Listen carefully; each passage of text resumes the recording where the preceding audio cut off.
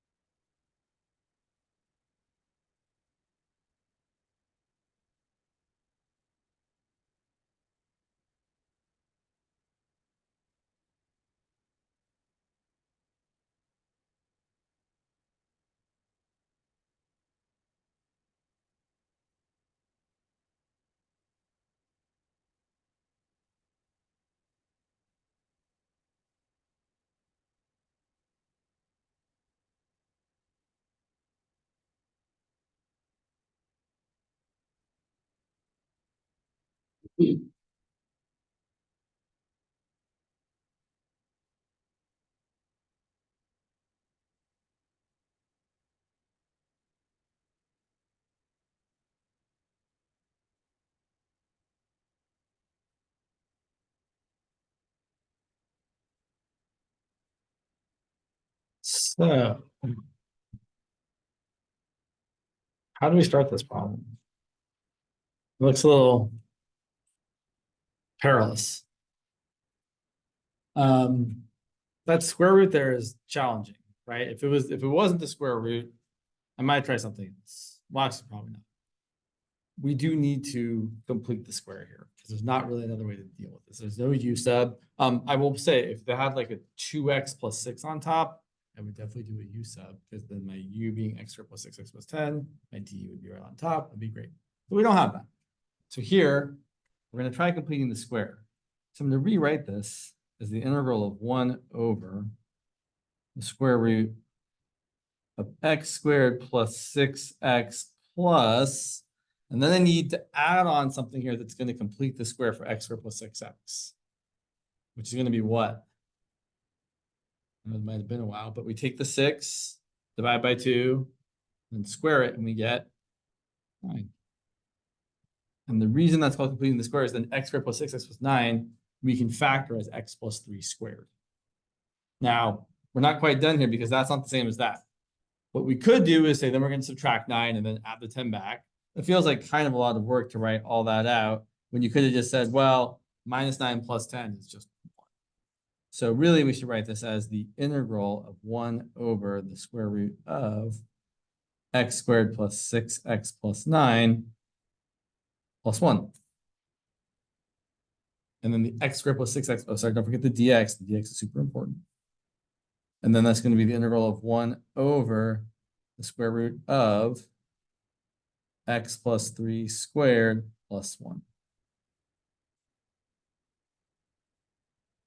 All right. So we see something squared plus 1. I'm thinking trig sub. It's not exactly perfect. You could do a u sub first. You could let u equal x plus 3, and then your d would be dx. You don't really have to do that, though. You could. It's not really necessary. My trig sub, I have something squared plus 1. Which trig function am I thinking? Is it going to be sine? Is it going to be secant? Or is it going to be tangent? Right. It's going to be tangent because there's a plus sign, and the plus looks like a t. So here's the way I'm thinking this. I'm trying to make it so the stuff in the square root is a trig identity. So I really, really want that stuff there. I want x plus 3 squared plus 1 to equal tangent squared theta plus 1. Because I know that that trigonometric identity is equal to secant squared theta. Well, great. That makes it a lot easier to figure out what I'm actually setting x equal to. I can subtract 1 from both sides. I can take the square root of both sides and get that x plus 3 should equal tangent theta. Or if you prefer, my trig substitution is that x is equal to tangent theta minus 3.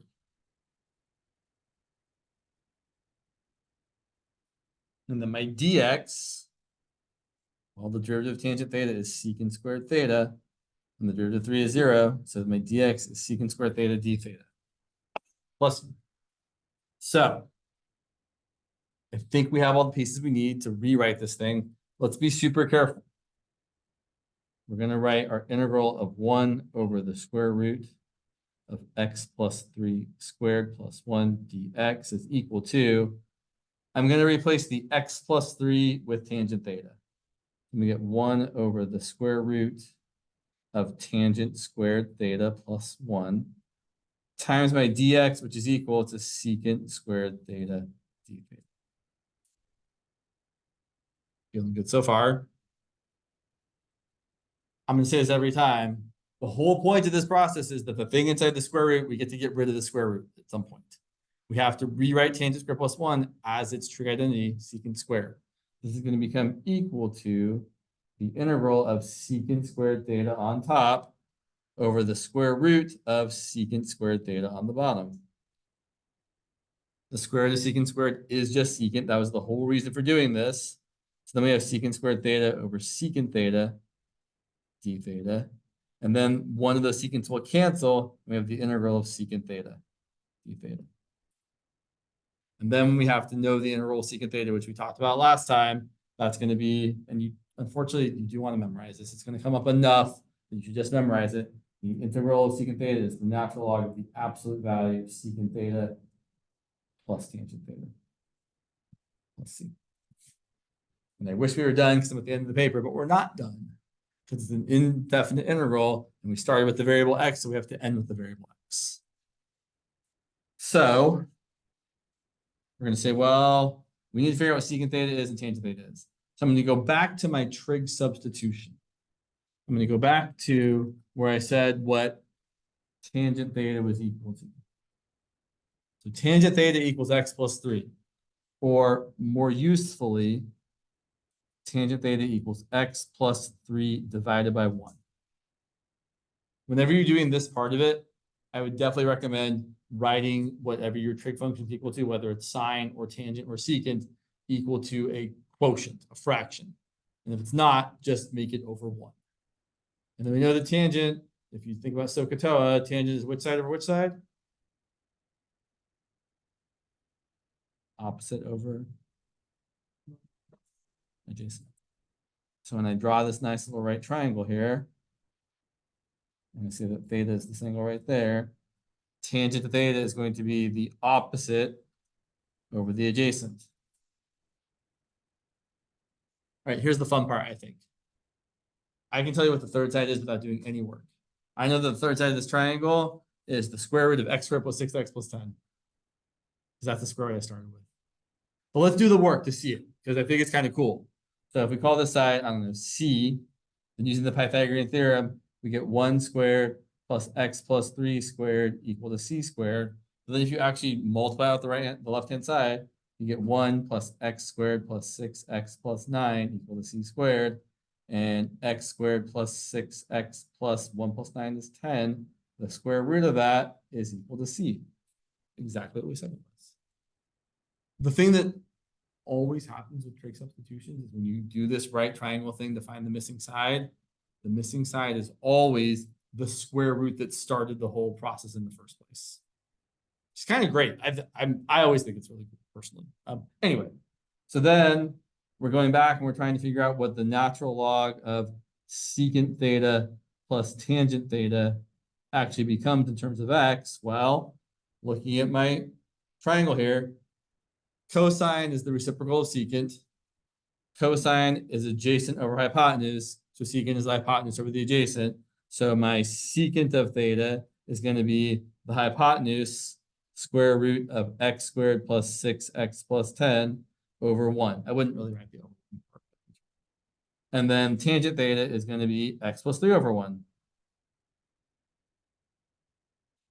So we can write our final answer as the integral of 1 over the square root of x squared plus 6x plus 10 dx is equal to the natural log of the absolute value of the square root of x squared plus 6x plus 10 plus x plus 3. Let's see.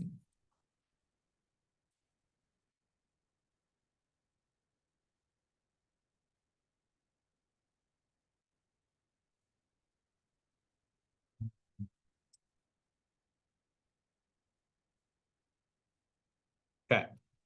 So that was another trig substitution just to see one more example.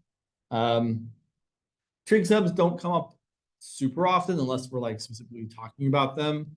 Usually it's every kind of once in a while, but they do come up. Like every kind of method of integration is something that could come up. Just some of them are more prevalent than others. Let's move along. I just wrote it again. Yeah. I wrote it again. I was writing it this way to really emphasize the fact that you're finding secant by doing the hypotenuse over the adjacent, and you're doing tangent by doing the opposite over the adjacent. But then, since I'm dividing by 1, I wouldn't really usually write that. So I just made it look a little nicer and simplified it over here. But yeah, if you wanted to, you totally could have left it like this, and that would be fine. All right, let's continue talking about partial fractions like we were at the end of class on Tuesday.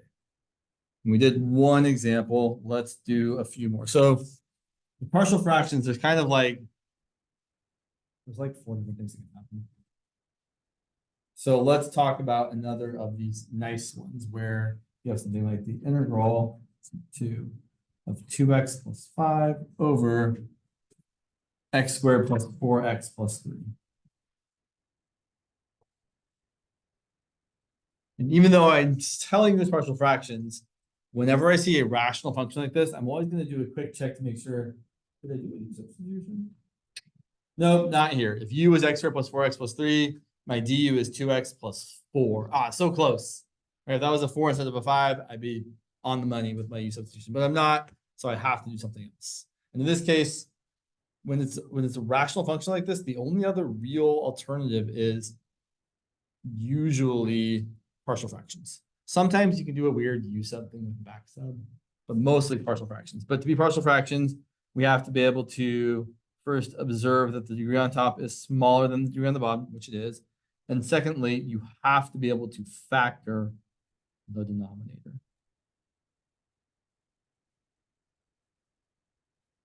And then most of this is actually just algebra. So we're going to take our integrand, 2x plus 5 divided by x plus 1 times x plus 3. And we're going to set it equal to smaller is not the right word, fractions with less complicated denominators. Fractions with denominators that are factors of my original denominator. So I'm going to say this is equal to a over x plus 1 plus b over x plus 3. And we're going to find the constants a and b that reconstitute this quotient. I'm going to multiply both sides of this equation by my common denominator. I do think it is worth actually writing out this work just to remind yourself of what you're actually doing. Because I think when I was doing this at the end of last class, I actually made a mistake because I didn't write it out and I missed something that was important. So when I do the left-hand side, I'm just going to get 2x plus 5. When I do the right-hand side, I'm going to get a times x plus 3 because the x plus 1s will cancel. You're going to get b times x plus 1 because the x plus 3s will cancel. The thing we're going to do next doesn't always work completely, but it is almost always worth doing to get you part of the way there. So we're going to do what I call using the convenient values of x. So the convenient values of x, or whatever your variable happens to be, although it's usually x, are the ones that make one of these factors or more than one of these factors equal to 0. So one of these convenient values of x is going to be x equal to -3. I'm going to plug that into every instance of x. I'm going to get 2 times -3 plus 5 equal to a times -3 plus 3. Normally, I would just not write that at all. Plus b times -3 plus 1. And I end up with -6 plus 5, so -1 equal to b times -2, which means that b is equal to +1/2. And then we do the same thing for the other convenient value of x, which happens to be what?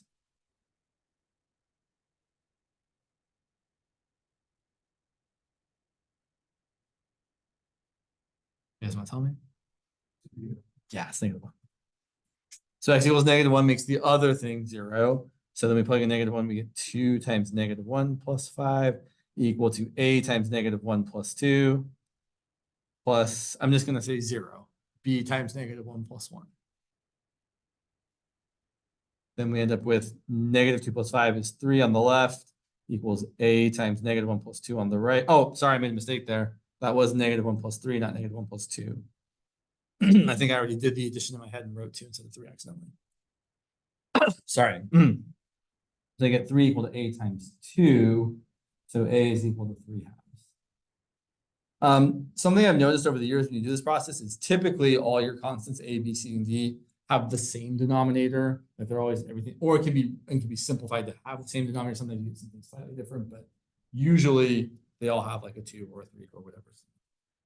So now we're going to rewrite our integral of 2x plus 5 over x squared plus 4x plus 3 dx as equal to the integral of a, which is 3 halves, over x plus 1, plus b, which is 1/2, over x plus 3.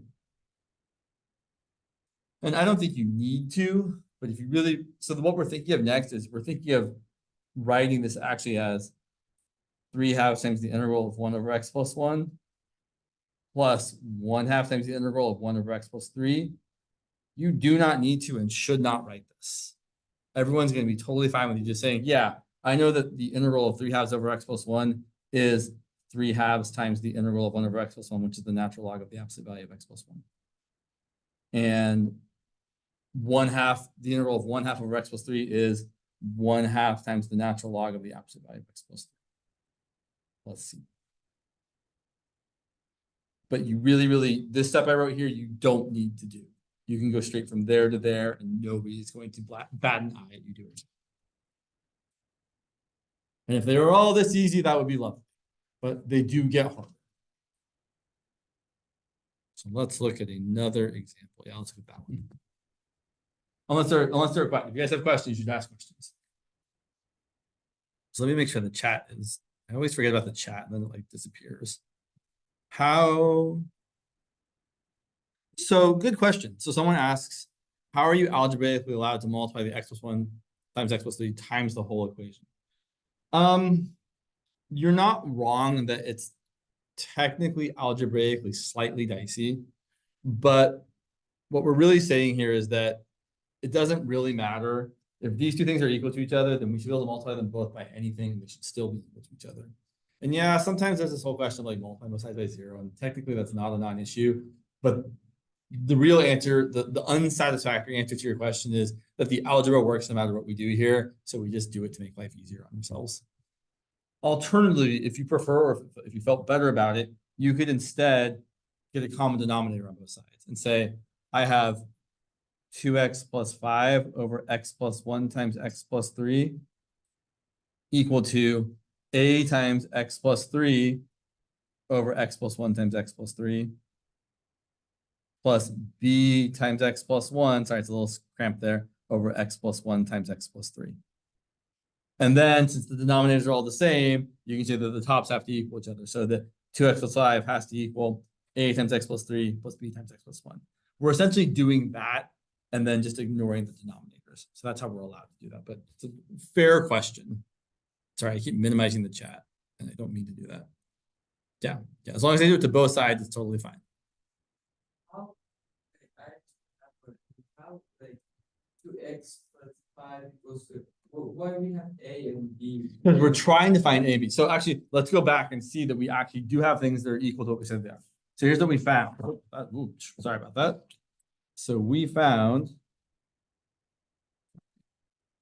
that so our original fraction, 2x plus 5 over x plus 1 times x plus 3. The a and the b values we found were that a was 3 halves, sorry. So 3 halves over x plus 1 plus 1/2 over x plus 3. And what we're saying to ourselves is that these two expressions, the left side and the right side, are actually equal to each other, regardless of the value of x. And the way we can see that is by actually just multiplying each of these fractions by the things we need to get a common denominator. Let's do it. This is equal to 3 halves times x plus 3 over x plus 1 times x plus 3 plus 1/2 times x plus 1 over x plus 1 times x plus 3. Good so far? Okay, but now if we distribute, look what happens. Well, we're going to get one fraction because the denominators are the same. That's the whole point of getting a common denominator so that you can actually add the fractions together. And we're going to get 3 halves times x plus 3 halves times 3 plus 1/2 times x plus 1/2 times 1. And then 3 halves x plus 1/2 x is 2x. And 9 halves plus 1/2 is 10 halves, which is 5. Oh, look, they're the same. So that's the whole idea, is that the algebra works, but we don't want to integrate that because it's hard. We want to integrate these two things because it's easier. Or actually doable is the better thing, right? Doing this on its own is really not something we do. We have to rewrite it as these easier fractions. Okay, let's look at, I don't love that one. Let's do a different one first. I'm going to make one up and the numbers might kind of suck, but oh well. So let's say that we want to do the integral of, sure, 2x plus 3 over, sure, x cubed minus 2x squared plus x. And definitely u sub is not going to work here. If I let u equal the bottom, my derivative has an x squared in it, and that's not going to happen. So we move on. We ask ourselves the important questions. Is the degree on, we don't even ask ourselves. We look at the thing and we see, yeah, the degree on top is for sure less. Like it's not a question here. But then the important question is, can we factor the denominator? And we can, and we should. So the denominator factors as, taking it step by step, I'm going to factor out an x. I'm left with x squared minus 2x plus 1. And then I can factor that further, and you have to factor this completely if you're trying to use partial fractions. That factors as x minus 1 times x minus 1, which we should write as x minus 1 squared. So what we have here is what's called a repeated linear factor. That x minus 1 squared is repeated. It's x minus 1 times x minus 1. And so when we break this down, we're going to have actually 3 different pieces to our partial fraction decomposition. We're going to have a over x. We're going to have b over x minus 1 squared. And then when you have a repeated linear factor like this, you have to have every lesser power down to 1. So we also have to have c over x minus 1. And the reason why we need this is because if you added all these fractions together and got a common denominator, the common denominator would be x times x minus 1 squared. But if I wanted to actually add these together, I'm not going to actually do this. But if I wanted to, I would multiply a over x by x minus 1 squared over x minus 1 squared. I'd multiply b over x minus 1 squared by x over x. And I'd multiply c over x minus 1 by x times x minus 1 over x times x minus 1. And all 3 of those pieces would have the same common denominator. And the problem is if I don't have this c over x minus 1 piece, I might miss an important piece of this. I might not be able to reconstitute this expression with just those first 2 pieces. So I'll say it again. Whenever you have a repeated linear factor like x minus 1 squared, you have to have that highest power and every lesser power down to 1. We'll do another example in a minute, which has a higher thing. We won't actually finish it, but we'll talk about what we would need to write for the partial fraction decomposition. So now we do the same thing we did before. We multiply both sides by the common denominator on the left, which I didn't, sure, I guess I'll myself here. So I'm going to multiply this by, sorry, it's going to look a little squished, x times x squared minus 2x plus 1. I shouldn't really write it that way, though. I'm going to multiply all this by x times, I'm going to write it as x minus 1 squared because that's more useful to see. So then multiplying this out on the left-hand side, we get just the numerator, 2x plus 3. It's always going to happen that way every single time. On the right-hand side, we're going to get, so x times x minus 1 squared times a over x, the x's cancel. You get a times x minus 1 squared.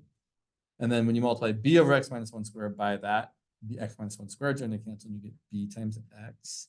And c over x minus 1 times that, you're going to get c times x minus 1.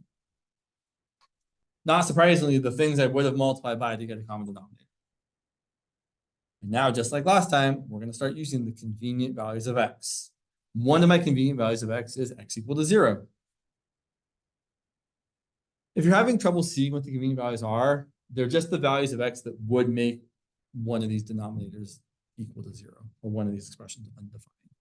So if x is 0, a over 0 would be undefined. So, okay, that's a good choice, which I know normally isn't. But so then we plug in 0 for every x. We get 3 equal to a times 0 minus 1 squared plus b times 0 plus c times 0, which you don't need to write. So we end up getting a times 1 equal to 3. Great, a equals 3. My other convenient value, and it is my only other convenient value, is x equal to 1. So plugging in 1 for x, I get 2 times 1 plus 3 on the left, equal to a times 0 plus b times 1 plus c times 1 times 0. And then we end up getting b equal to 5. And then we have run out of convenient values of x. There's a couple different ways we can go here. I'm going to give you the more general way of doing this because it's going to always work. But I will say specifically, if you have just one thing left to find, right? I only have to find c. You could pick one more value of x, anything you want. Like if you could pick x equal to 2, and then you can plug in 2 for x and 3 for a and 5 for b and solve for c. But that's not what I would prefer to do. And it's especially not good to do if you have more than one more thing to find. So here's the better thing to do. When you've run out of convenient values, we then shift to equating coefficients. So the thing that's true about this expression is both sides of this equation are polynomials. And for polynomials to actually be equal to each other, every power of x on each side has to have the same coefficient. So if you were to multiply out the right hand, and not if, let's actually do it. Let's multiply out the right hand side. So on the right hand side, I have a times, if you multiply this out, it's x squared minus 2x plus 1. I have a b times x, and I have a cx times x, which is cx squared, and a cx times negative 1, which is minus cx. And if you really go all the way, although I probably wouldn't, I see that I have an a times x squared plus a c times x squared. I have a negative 2ax and a bx and a minus cx. And my constant term would just be a times 1. Really, I wouldn't do all this. What I would really do is I would look at both sides, say, oh, my highest power of x is x to the second power. On the left-hand side of this equation, what's my coefficient of x squared? Everybody. Is there an x squared over there? So what's the coefficient of it? Not quite.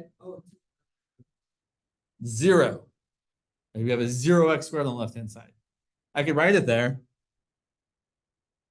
I didn't change anything. So the amount of x squared I have on the left is 0. The amount of x squared I have on the right is a times x squared plus c times x squared. So a plus c. Which I want to say again, you don't really have to multiply this whole thing out to actually figure out what that is. You can, it's fine to do it, but we're trying to do this as efficiently as possible, with the least amount of work. So then look, a is 3.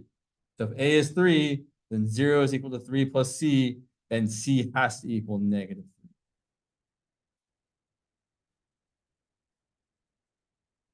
I will also point out that if you actually go and plug in a equal to 3, b equal to 5, and c equal to negative 3, you should get the same polynomial on the left and the right. In fact, let's do one more thing here. If I factor out the x squared, I have an a plus c here. I factor out the x, I have a negative 2a plus b minus c and plus a. Let's check. If a is 3, I have a 3 on this side and a 3 on that side. looking good. Okay, this part's gonna be the weird part. I have a -2 times A, so a -6. I have a plus B, a plus 5, a minus C, which is a -3. And -6 plus 5 plus 3 is -6 plus 8, which is 2. My 2x here matches my 2x there. And over here, my 3 plus -3 matches my 0 over there. So all of the coefficients of each power of x should match up on both sides. And we can use this to our advantage to find the remaining A, B, or C, whatever is left. So then we've got the whole thing. We can rewrite our integral now as the integral of 3 over x plus 5 over x minus 1 squared plus -3, so let's write -3 over x minus 1. Anything where the denominator is just a linear function of x, like x or x minus 1, we're going to get a natural log. But the 5 over x minus 1 squared, I want us to think of that as 5 times x minus 1 to the -2. Excuse me. So that when we anti-differentiate that, we just use the anti-power rule. So our integral here is going to be 3 times the natural log of the absolute value of x. The antiderivative of 5x minus 1 to the -2 is 5 times x minus 1 to the -1 divided by -1. So it's going to be -5 times x minus 1 to the -1. Or 5 times x minus 1 to the -1 divided by -1. All the negatives. -3 times the natural log of the opposite value of x minus 1 plus c.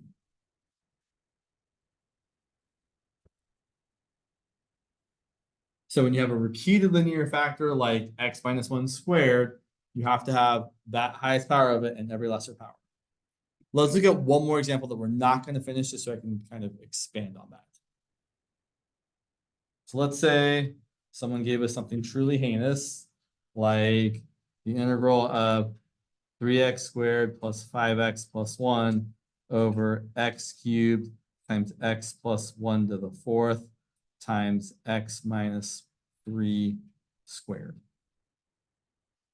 Which would be awful. No one should ever actually ask you to do this question.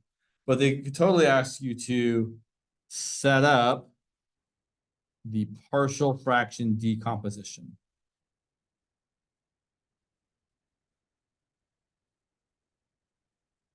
Which is going to have a lot of pieces. It's going to have like, I think 9 pieces. So we start with our original expression, which I will point out, the degree on top is less for sure. So here's a good question. We'll take you both hands to answer. Show me on your fingers, what's the degree of the polynomial in the denominator? Show me on your fingers. You will need 2 hands. You will need 2 hands. Show me on your fingers. And it's not 7. You need almost all your fingers. This many fingers. You need 9 fingers. The degree is 9 because you have an x cubed times an x to the 4th times an x squared, which is x to the 9th. So certainly the degree on the bottom is more than the degree on the top, which means you can and should probably use a partial fraction decomposition. So here's how this is going to look.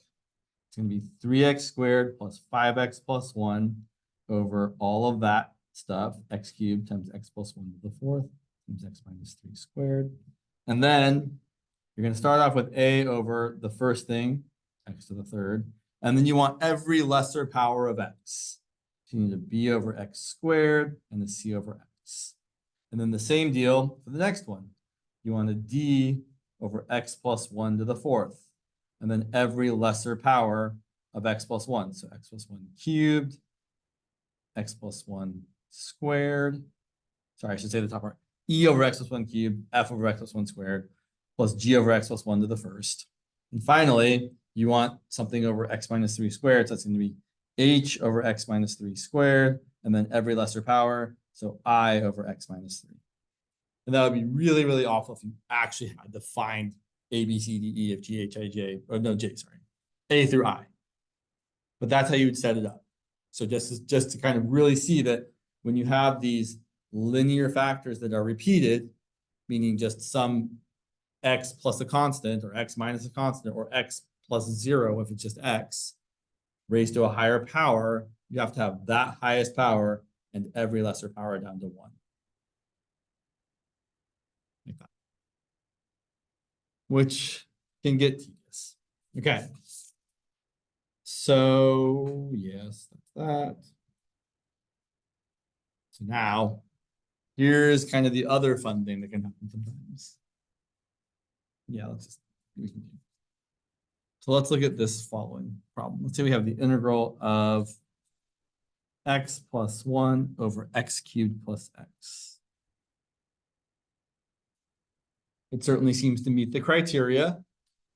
Degree on top is smaller, and we can factor the bottom. It factors as x times x squared plus 1. And unfortunately here, we're stuck. X squared plus 1 cannot be factored any further if you're using real numbers. So x squared plus 1 is what's referred to as an irreducible quadratic factor.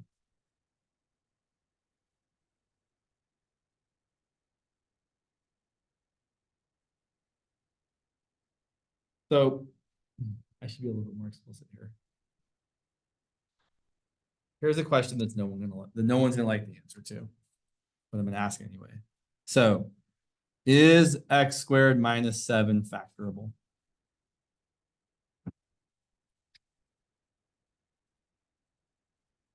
No one's gonna like the answer. The answer is yes, definitely factorable. Let me be more specific. It's factorable over the reals. Meaning you could certainly factor this as x minus the square root of 7 times x plus the square root of 7. So what I want to point out is x squared minus 7 is not an irreducible quadratic factor. A better way to say this is that y equal to x squared minus 7 has real zeros. If you were to graph that function, it would cross the x-axis at those 2 points, positive root 7 and negative root 7. Whereas I think you're all pretty aware that y equal to x squared plus 1 doesn't have any real zeros. It never crosses the x-axis when you graph it. Right? So if your quadratic, your parabola, doesn't cross the x-axis, it's an irreducible quadratic factor. It cannot be factored as x minus a thing times x plus a thing or whatever. And when that's the case, you have to do something extra special with your partial fraction decomposition. So when we do our partial fraction decomposition, we're going to say that x plus 1 over x times x squared plus 1 is equal to a over x. And then for the irreducible quadratic part, instead of saying it's just b over x squared plus 1, it's going to be bx plus c over x squared plus 1. And the answer as to why we do this is because it doesn't work if we don't do it. So let me make sure that, yeah. So I'll just point out, we'll come back to this in a second. If you didn't do that, if you tried to do it, and you might not want to write this down because it's not going to work. But if you tried to do this as x plus 1 over x times x squared plus 1 equal to just a over x plus b over x squared plus 1, here's what's going to happen. You're going to multiply both sides by your common denominator. You're going to get x plus 1 equal to a times x squared plus 1 plus b times x. And look at what I've got. In fact, let's look at the coefficients here. On the left-hand side, I have 0x squared plus 1 times x plus 1.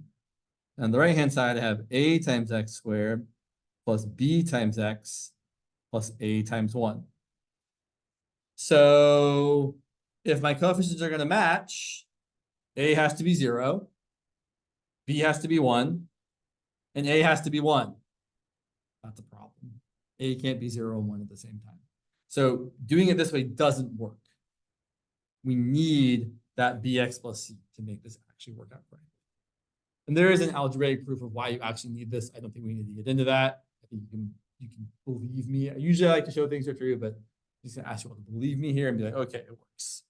Someone said no, but I don't remember what I was asking, so you're probably right. So we're going. Oh, sorry, I forgot that was there. I guess we can continue on right here.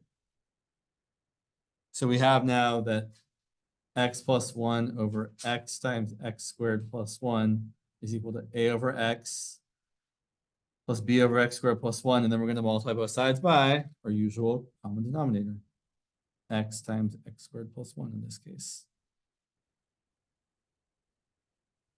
So we end up getting, as we always do, on the left-hand side, just the original numerator.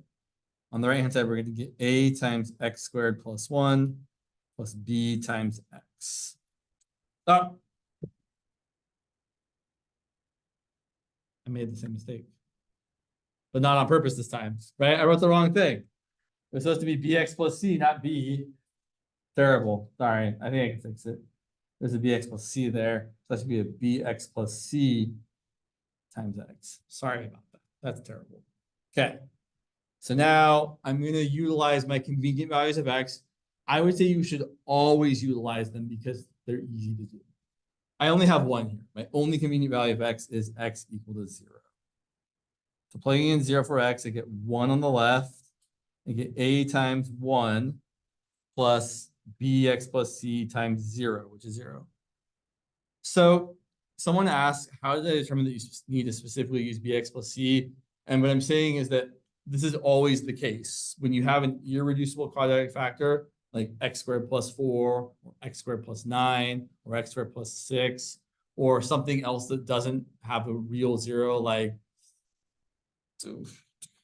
sorry, I'm thinking of something, like x squared minus 2x plus 4, which also doesn't have any real zeros. Whenever you have an irreducible quadratic factor like that, we always have to use a linear thing like this on top.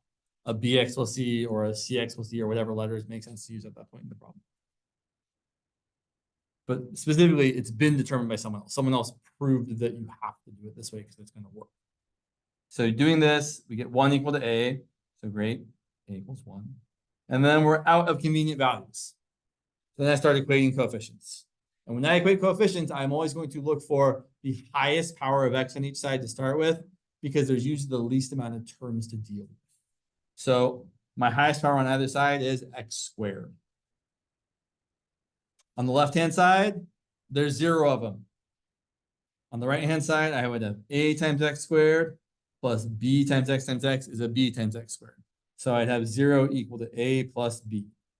The amount of x squared on the left has to equal the amount of x squared on the right. Knowing that a is equal to 1 means that 0 equals 1 plus b, so we get that b is equal to negative 1. And then we move down to the next highest power of x, which is x to the first. So on the left-hand side, my coefficient of x to the first is 1. On the right-hand side, I don't have an a times x because I have an ax squared and an a times 1. I don't have a b times x, but I do have, because it's a bx times x, which is a bx squared. But I do have a c times x. So c is equal to 1. Great. So now we found our a, b, and c. Now we're going to go back to our partial fraction decomposition and say, well, the integral of x plus 1 over x times x squared plus 1, there. The integral of x plus 1 over x times x squared plus 1 is equal to the integral of a over x, a was 1, plus bx plus c. I think b was negative 1 and c was positive 1. That's plus a negative x plus 1 over x squared plus 1. The 1 over x is no problem to deal with. Whenever you have an irreducible quadratic factor, if b and c are both non-zero, or whatever the letters are called, if the coefficient of x and the constant are both non-zero, you always absolutely have to break this up into 2 fractions. There was no other way to deal with it. So you have to break this up as the integral of 1 over x minus x over x squared plus 1 plus 1 over x squared plus 1. 2 of these you should know the answer to right off the top of your head. The integral of 1 over x is the natural log of the absolute value of x. This middle one we'll save for a second. But then the integral of 1 over x squared plus 1 is what? It's good old arctangent of x.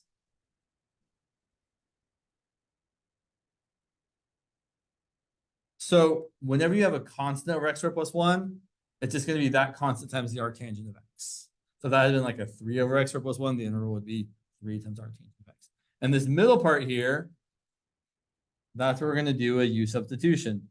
The integral of x over x squared plus 1, we can let u equal x squared plus 1, or du is 2x times dx.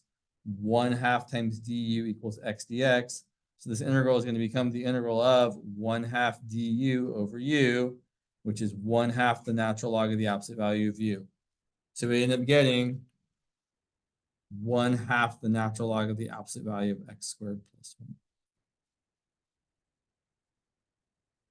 And I'll say again, when you have an irreducible quadratic factor like this, and you get two parts on top, you always break it up, and the first part is always a u sub, and the second part is always an arctangent. Always. It just always works out that way.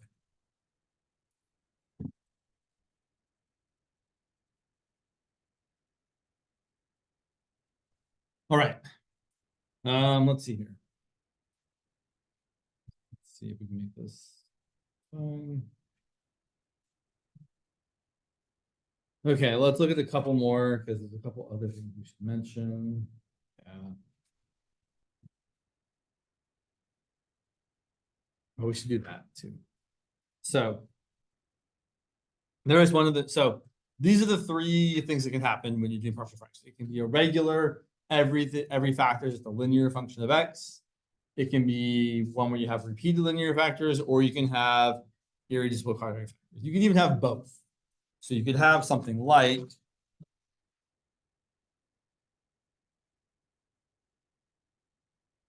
if A's and B's degrees are the same, does that always mean that you can add them up and set them equal to 0? It's not always equal to 0. It's 0 in this case because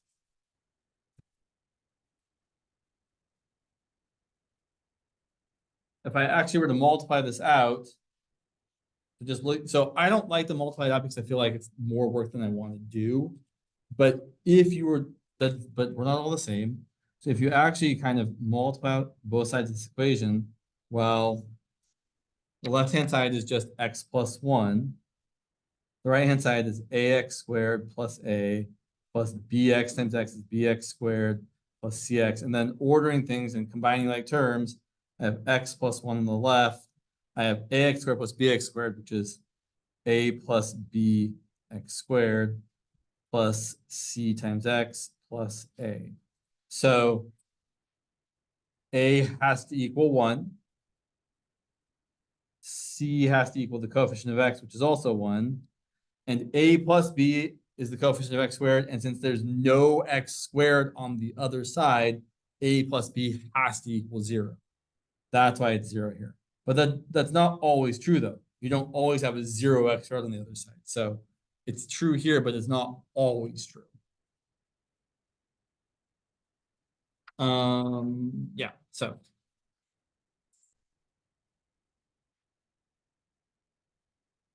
So what I was going to say is you can have both of these things. So someone could ask you something like, one second, why are you here? Okay. Someone could ask something like the integral of 5x squared plus 2x plus 1 over x to the 4th plus 9x squared. Which will probably finish, but it's probably going to be gross. So definitely looks like partial fractions to me. I don't see a u sub that looks at all good. So let's go ahead and start with writing our integrand with the denominator factored. And the factors is x squared times x squared plus 9. That's all you can do. X squared plus 9 is also an irreducible quadratic factor. So we're going to set this up as a over x squared plus b over x plus cx plus d over x squared plus 9. I want to make it 100% clear. X squared on its own is not an irreducible quadratic factor. It is a linear thing that's a repeated power. It is x minus 0 squared. So it's not an irreducible quadratic factor, it's a repeated linear factor. But I emphasize that because I've had people ask about them before. I would also mention if you graph y equals x squared, it definitely has an x-intercept at the origin. So it's not irreducible because it has solutions. So then the usual thing. We're going to multiply both sides of this equation by my terrible denominator, x squared times x squared plus 9. End up with a 5x squared plus 2x plus 1 on the left. I get a times x squared plus 9 plus b times x squared plus 9 plus cx plus d times x squared.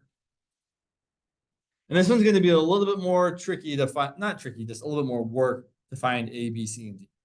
But let's start off with the only convenient value of x we have, x equal to 0. So if x is 0, then on the left-hand side, we have a 1.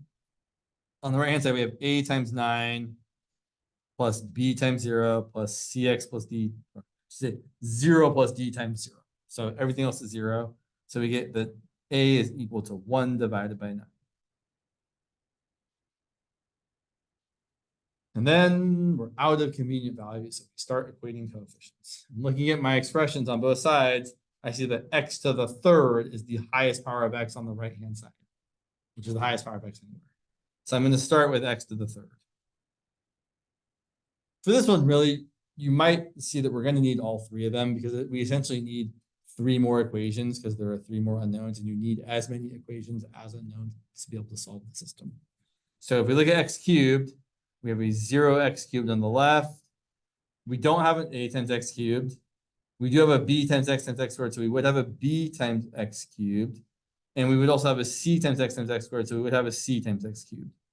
Unfortunately, we don't know b or c yet.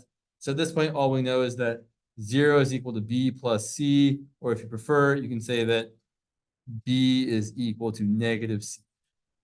And once we find either b or c, then we can find the other. So then we move on to x squared. So looking at x squared, we can see that we have an a times x, on the left-hand side, we have a 5x squared. You can either write the coefficient, the power of x or not. Sometimes it's easier when you write it for people to see. On the right-hand side, I have an a times x squared. Plus, I don't have a b times x squared. B times x squared is bx cubed. B times x times 9 is 9bx. Neither of those are x to the second power. But I do have a d times x squared. And since I know what a is 1/9, I can say that 5 is equal to 1/9 plus d.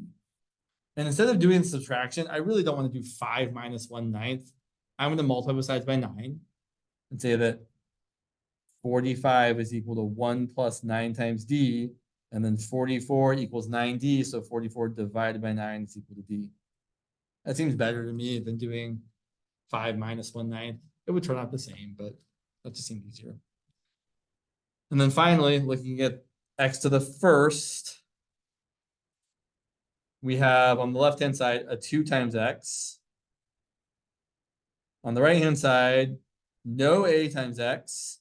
We do have a b times x times 9. So we have a 9 times b times x. We don't have a c times x or a d times x. So it looks like 9b is equal to 2. So that b is equal to 2/9. Which then means that c, if c equals negative b, then c is equal to negative 2/9. So again, a little bit gross, but not impossible. So then we rewrite our integral.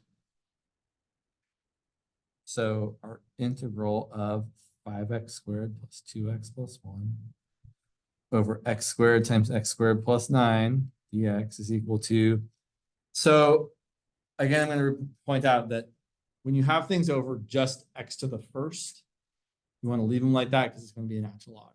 But x to any other power denominator, it's usually better to write it as the bringing that x up to the negative. So instead of writing this as 1/9 over x squared, I'm going to write this as 1/9 times x to the negative 2. I forgot what B was. B was positive 2/9. I have a 2/9 over X. And then I have my CX plus D. C was negative 2/9. And D was, I think, 44/9. Yeah, 44/9.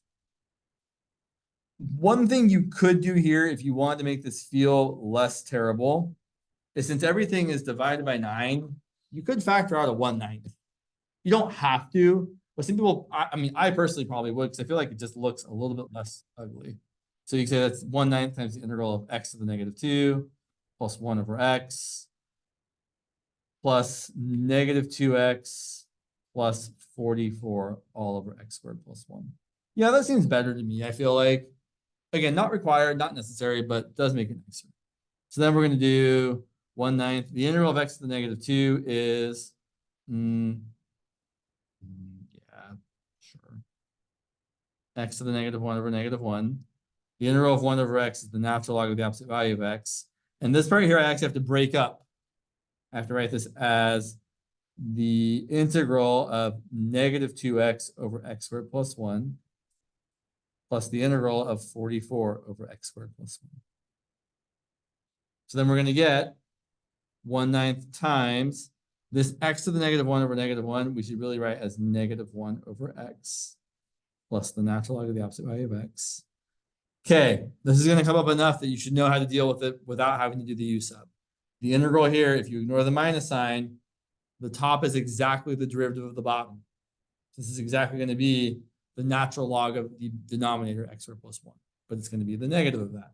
It's going to be minus the natural log of the absolute value of x squared plus 1. If you took the derivative of that, you would get exactly 1 over x squared plus 1 times 2x, which is exactly that. So it works. And then here it's going to be, I feel like I made a small mistake. Yeah, I did make a small mistake, but it's not, it hasn't hurt us yet. We can fix it before I get there. And what's the mistake I made? I know it's hard to catch. I was going kind of fast. My 9 became a 1. Luckily, it hasn't really hurt us yet. So that should be negative 1 over x plus the natural log of the absolute value of x minus the natural log of x squared plus 9 in absolute value. And then here we're going to get 44 times the integral of 1 over x squared plus 9 is 1 over 3 times the arctangent of x over 3. I do think you're allowed to and probably want to memorize the integral of 1 over not just 1 plus x squared, but something squared plus x squared. So just as an aside here, I don't think I said this before, but if you do the integral of 1 over a squared plus x squared, it's equal to 1 over a times the arctangent of x over a. Let's see. You can do this a longer way, but it comes up often enough that we usually just memorize it. So just as a quick kind of check here, if we came up with the idea like the integral of 1 over 6 plus x squared, it would be kind of gross, but the integral of that would be 1 over the square root of 6 times the arctangent of x over the square root of 6. We'll see. Because we're just viewing that 6 as the square root of 6 squared. The same pattern, just less nice than this.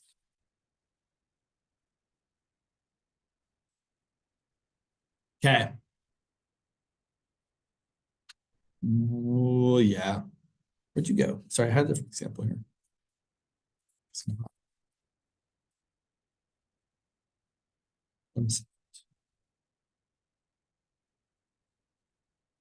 So the other thing you have to look out for with partial fractions is sometimes before you can even do partial fractions, you have to do something else.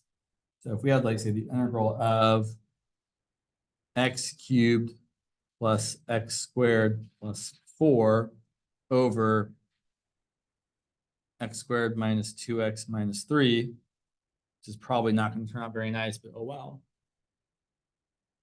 I can't use partial fractions from the get-go because the degree on top is bigger than or equal to the degree on the bottom. So before we can even think about applying partial fractions here or some other method, if your degree on top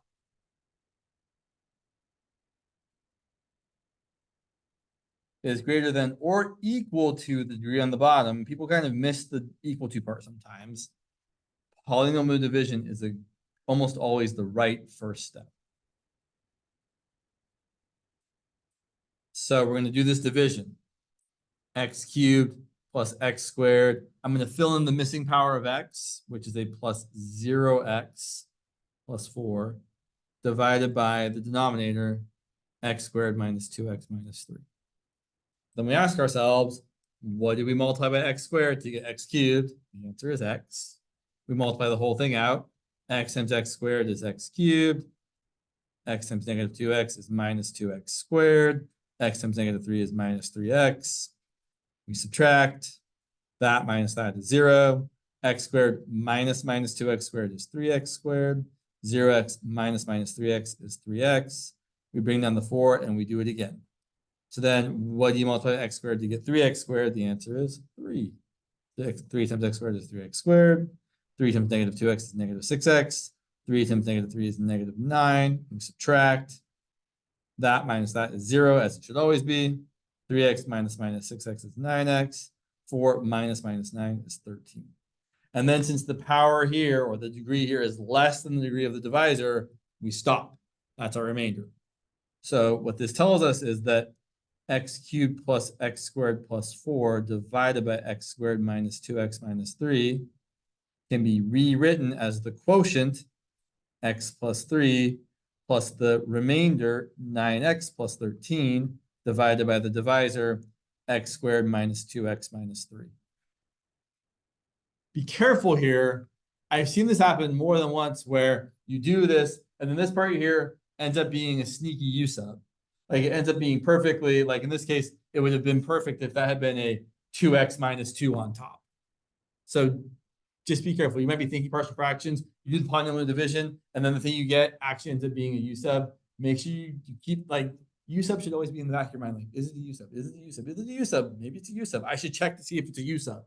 You should always at least be doing a quick little, like, can I do a U sub here? No, great, move on.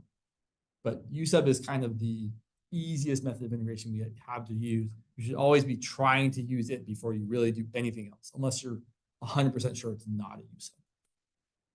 So what this means for us is we can rewrite our integral as the integral of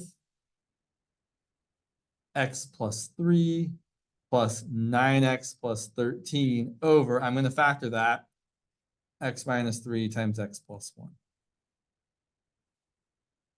And then we can anti-differentiate the easy part and get x squared over 2 plus 3x. And then for the remaining 9x plus 13 over x minus 3 times x plus 1, then we have to use partial fractions.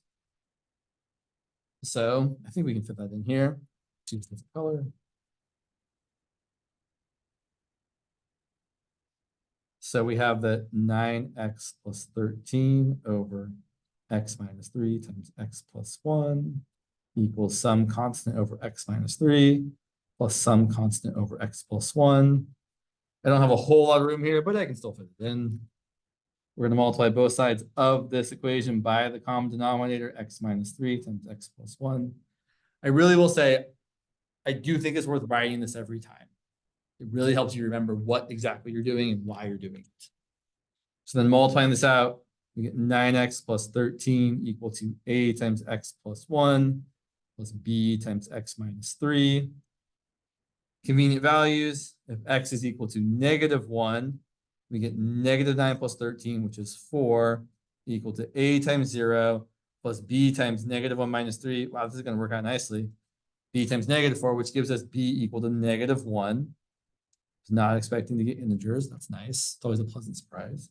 And then if we use the other convenient value of x equal to 3, we get 9 times 3 plus 13, which is 27 plus 13, which is 40, equal to a times 3 plus 1, which is a times 4. So we get a equal to 10. How lovely. So then we can rewrite this as equal to, no, come on, x squared over 2 plus 3x plus the integral of 10 over x minus 3 plus -1 over x plus 1, which ends up being x squared over 2 plus 3x plus 10 natural log of the absolute value of x minus 3 minus 1 times the natural log of the absolute value of x plus 1. Let's see.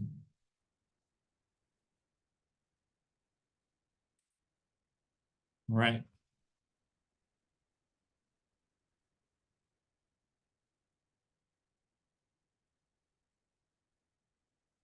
There is technically one last corner case of these partial fractions that rarely comes up. I will point it out, but I really don't think we should do it because it's gross.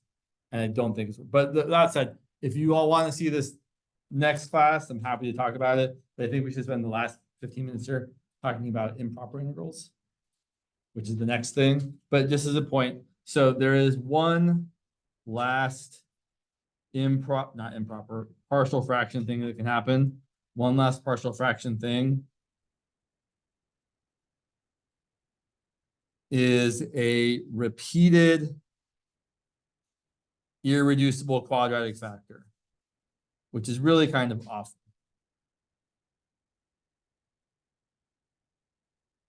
Here's what I mean by this.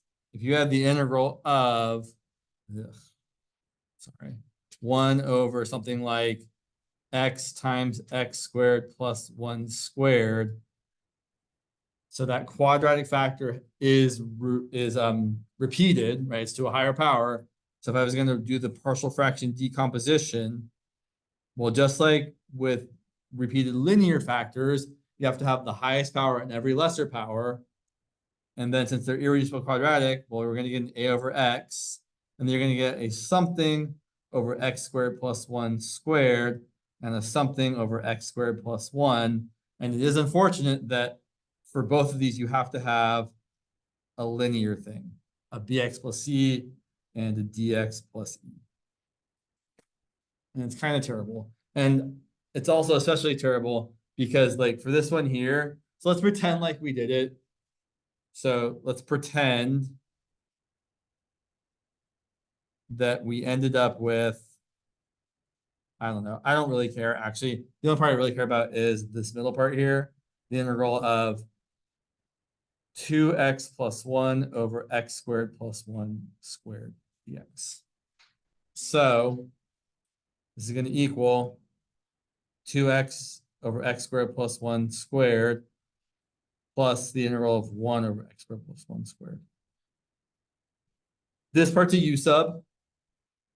U equals x squared plus 1. And this part's terrible. This part, if you run into this, it's a trig sub. You have to let x equal tangent theta, and it gets really gross. So I just wanted to warn you about that. It probably won't come up, but if you end up seeing 1 over x squared plus 1 squared, it's a trig sub. We can definitely talk about it, but let's use our last 13 minutes here to talk about something else. I know it's a lot of writing. Shake it out. Okay. So the next topic that is coming your way. Have you talked? I imagine you haven't talked about improper integrals yet. Okay, great. Have you talked about partial fractions yet? Okay. Well, I'm not going to see you till Tuesday, so I still think it's worth beginning. So let's talk about, and you all have a test next week. You have, well, some of maybe it's different. I think it's different for both people. I'll double check. Yeah. All right. So an improper integral, there's actually two kinds of improper integrals. But the first kind we always talk about are ones like this. Ones where one or both of your limits of integration, because improper integrals are always definite integrals, is either infinity or negative infinity. And the classic first example is the integral from 1 to infinity of 1 over x. So the idea is we would like to look at this. So I'm going to graph it. Here's my usual 1 over x shape. And we're trying to figure out what's going on with the area under this curve from 1 onward. And it's possible that the area under this curve from 1 to forever to the right is finite. But it's also possible that that area is infinite. And the way we typically address this is, since infinity isn't a real number, it's just a direction, we say, well, we can't really just plug in infinity after we take the integral. What we should do instead is we should utilize a limit. So we're going to rewrite this, and this is always the first step. The first step whenever you have an improper integral is to remove your problem point, which is often infinity, and replace it with a letter. Let me write this as the integral from 1 to b of 1 over x dx, which looks like the same region, except now I'm stopping at some b.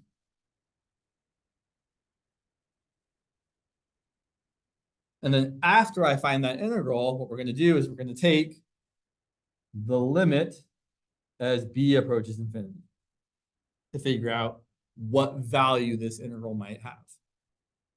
So let's do it. This is not terrible. We know how to integrate 1 over x. This is going to equal the limit as b goes to infinity of the natural log of the absolute value of x from 1 to b. Since both 1 and b are positive, I don't really need to write the absolute value here. I'm going to write this as the limit as b goes to infinity of the natural log of b minus the natural log of 1. The natural log of 1 is 0. And as b goes to infinity, the natural log of b function also does get infinitely large. If you remember, the graph of the natural log of x looks like this. And even though it kind of slows down, it never flattens out. It keeps increasing forever. And it does get infinitely large the further and further and further you go to the right. It just takes a long time to get there. I mean, so does everything technically, but like natural log especially is really slow. So what this means is that as b goes to infinity, the limit as b goes to infinity of the natural log of b is itself infinite. So for this improper integral, the area under the curve from 1 to infinity is an infinite amount of area. What this means, what we say is that this integral diverges. And if you want to be more explicit, we could say that it diverges to infinity, because there is an infinite amount of area under the curve, which doesn't always happen. So let's look at a contrary example where a different thing's going to happen. Let's say we want to find, I'm going to choose a slightly different example than maybe the standard example. Let's look at a second improper integral, the integral from 1 to infinity of 1 over x cubed, which certainly gets smaller much faster than 1 over x does. Graphically, my graph is probably not going to look that much different. I'm going to try and make it, so let me try and draw 1 over x again. There's 1 over x. And then 1 over x cubed gets smaller much faster, right? They both have the point 1, 1, whether it's 1 over x or 1 over x cubed.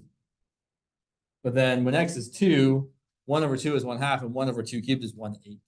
So this other one gets smaller much more severely. Like that. So we're looking at this area there. And we're going to try and ask ourselves, okay, well, we're going to do the same sort of thing. And this is almost always the process.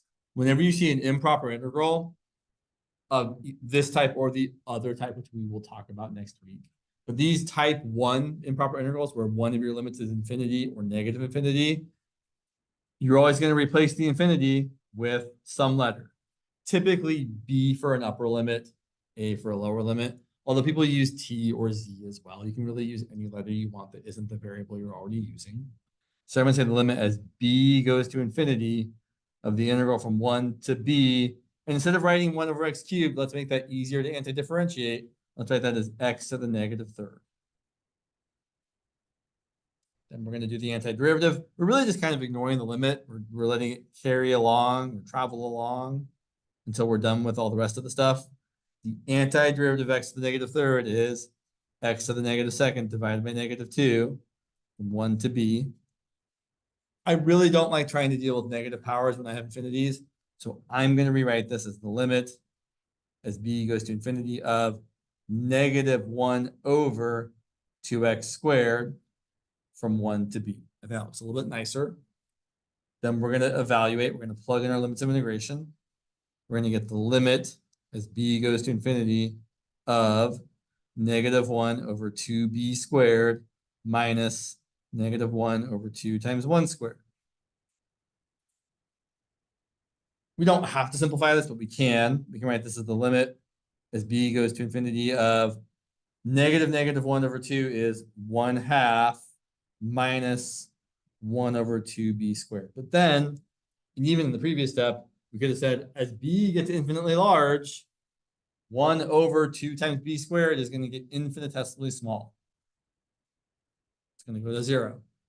So this limit is going to equal 1/2. And if your integral ends up having a limit that is a finite or a finite number, positive or negative, I was going to say positive, but it doesn't have to be positive. It can be any finite number, any finite real number.